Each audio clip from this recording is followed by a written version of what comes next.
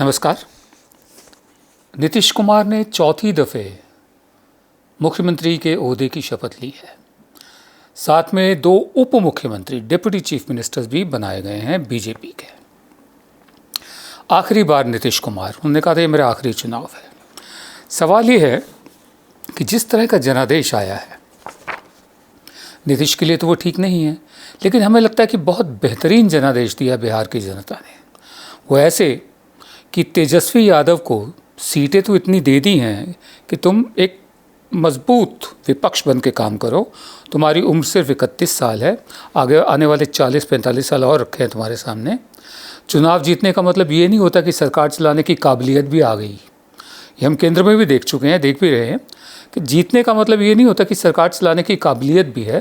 तो अभी तेजस्वी यादव तुम विपक्ष में बैठो, विपक्ष की भूमिका देखो, असली राजनीति क्या है, सरकारें कैसे चलती हैं, उसका तजुर्बा लो।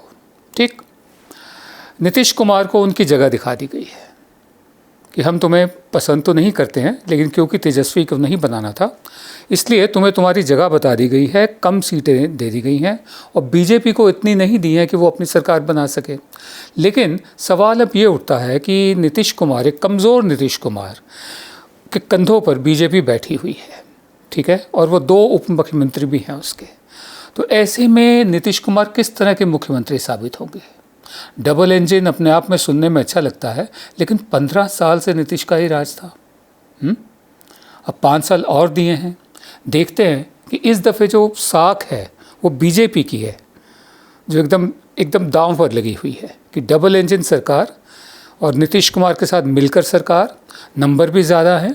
क्या वो अपने वादे पूरे करती है जो बिहार के पैकेज अनाउंस किए हैं, या बीजेपी का अपना एजेंडा जो है, चाहे वो शिक्षा में हो और जगह पर हो, नीतीश कुमार का समाजवाद क्या कितना इतना बच गया है कि उसको वो रोक सकें या रेजिस्ट कर सकें?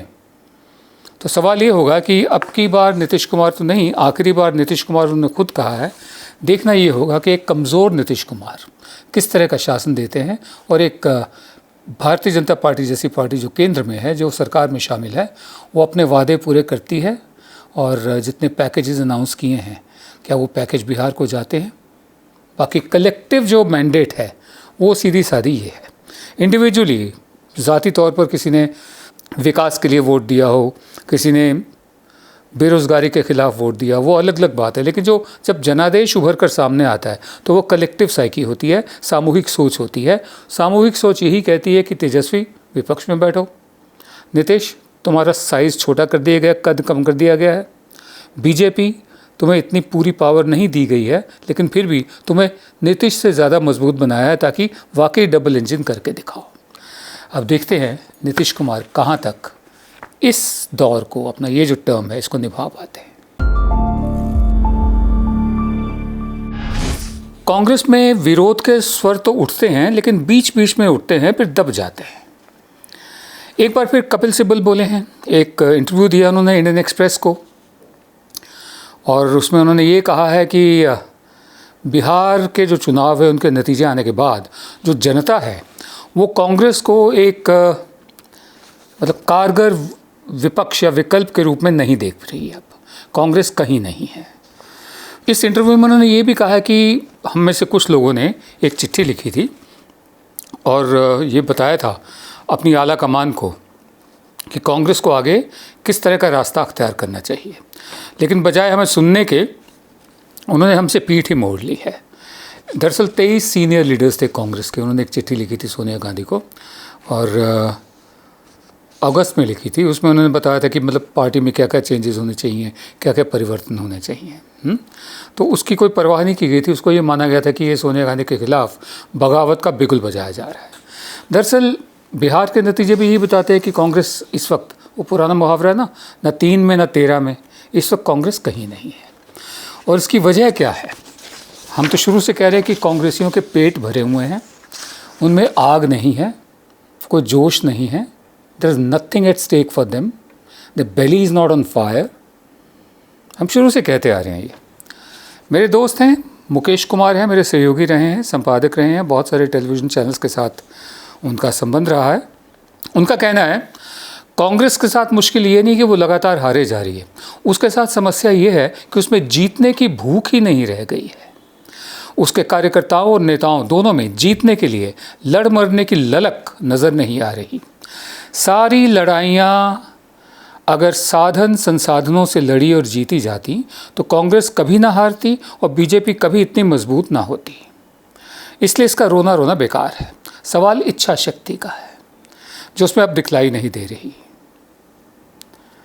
बहरहाल हम भी शुरू से ही कह रहे हैं कि मतलब सड़क के स्तर पर, ज़मीन के स्तर पर जब तक आपके पास संगठन नहीं होगा, बीच बीच में राहुल गांधी आकर बोल दें, कुछ भाषण दे दें, उससे पार्टियां नहीं खड़ी होती। शुरू से ही समस्या ये रही है कि एक कन्वेयर बेल्ट मेंटालिटी होती है कि इस दफ़े कन्वेयर बेल्ट पर सत्ता का सूटकेस खुद ब खुद चलते चलते हमारे पास आ जाएगा। ऐसा हो नहीं रहा है। लेकिन तो अगर तो कांग्रेस को ज़िंदा रहना है और ज़रूरी है उसका ज़िंदा रहना, तो बहुत भारी काम उसको करने पड़ेंगे, बहुत ज़्यादा काम करने पड़ेंगे। क्यों? क्योंकि आज हम इतिहास के एक ऐसे दोराहे पर खड़े हैं जहाँ पर हमारी हज़ारों साल पुरानी सभ्यता को एक दोबारा से परिभाषित करने की कोशिश की जा रही है। ऐसे ऐतिहासिक वक्त में अगर प्रमुख विपक्षी पार्टी अपना रोल अदा ना करे तो ये इतिहास में लिखा जाएगा हमेशा कि उस वक्त जब काम करने का वक्त था, ये सब लोग कांग्रेसी हाथ पर हाथ धर के बैठे थे। कोविड किसी के काबू में नहीं आ रहा है। दिल्ली में एक हाई लेवल मीटिंग हुई जिसकी सदारत अमित शाह ने की, गृह मंत्री। उसमें दिल्ली के लेफ्टिनेंट गवर्नर भी थे, उसमें भारत के स्वास्थ्य मंत्री भी थे डॉक्टर हर्षवर्धन, जिन्होंने मार्च के महीने में कहा था कि कोविड का भारत पर असर नहीं होगा। केजरीवाल भी थे, जो बीच बीच में आते जाते रहते टेलीविज़न पर, बताते हैं कि आज कितने केस कम हुए, आज कितने ज़्यादा हुए, वगैरह वगैरह। फैक्ट इज़, हकीकत यह है कि किसी की पकड़ में काबू में नहीं आ रहा। अभी दवा नहीं बनी है, वैक्सीन नहीं बनी है। वैक्सीन को लेकर एक बहुत दिलचस्प बात लिखी है डॉक्टर मोहन गुरुस्वामी ने कि जिस तरह की एक दौड़ मची हुई है कि पहले कौन लेकर आता है वैक्सीन। ये कोविड वैक्सीन फाइज़र कंपनी की और मॉडर्ना, उन दोनों में जैसे होड़ है कि पहले वैक्सीन कौन लेकर आता है। भारत भी इसमें शामिल है। तो उससे उन्होंने बताया कि 12 अप्रैल 1955 में जब polio vaccine doctor Jonas Salk ने जो ईजाद की थी, जब पोलियो वैक्सीन की कामयाबी की खबर आई तो लेबोरेटरीज़ में होड़ लग गई थी कि कौन पहले वैक्सीन लेकर आता है। तो एक कैलिफोर्निया में थी कटर लेबोरेटरीज़, उन्होंने पूरे जो प्रोटोकॉल थे वो फॉलो किए, लेकिन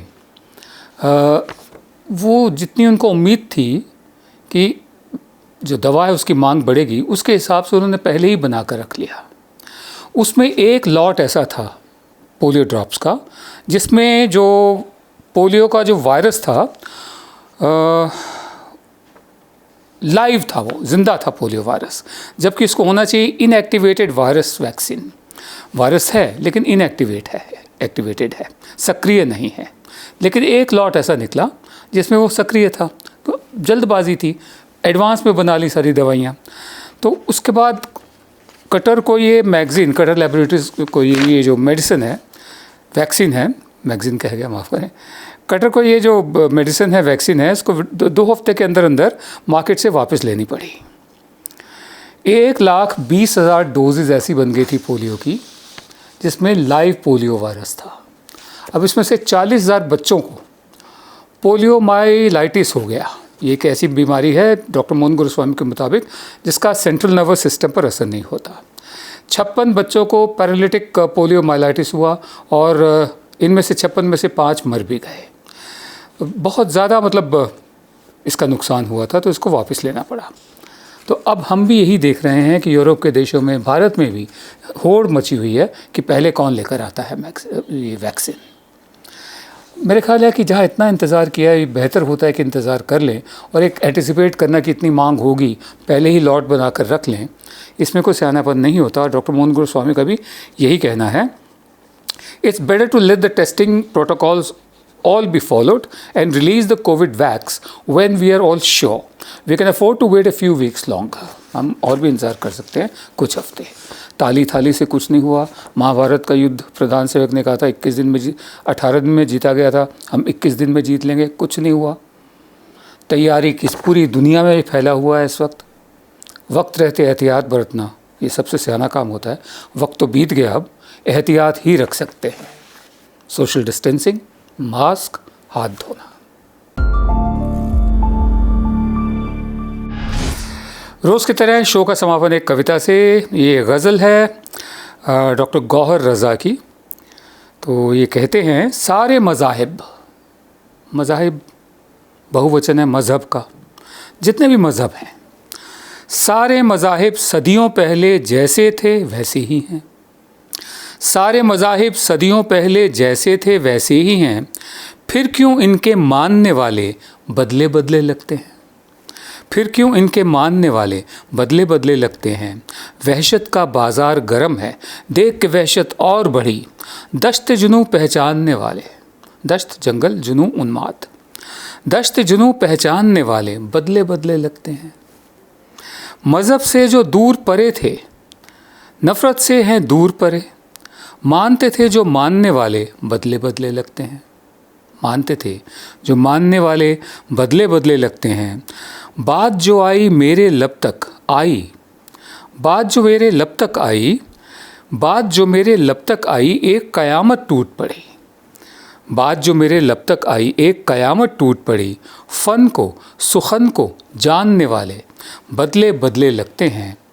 सारे मज़ाहिब सदियों पहले जैसे थे वैसे ही हैं, फिर क्यों इनके मानने वाले बदले बदले लगते हैं। नमस्कार। अब खबरें पाइए सबसे पहले हमारे मोबाइल न्यूज़ एप्लीकेशन पर। एंड्रॉइड या iOS प्लेटफॉर्म पर जाइए, HW न्यूज़ नेटवर्क को सर्च कीजिए, डाउनलोड कीजिए और अपनी सुविधानुसार भाषा का चयन कीजिए। खबरों की भीड़ में अपने काम की खबर पाते रहिए।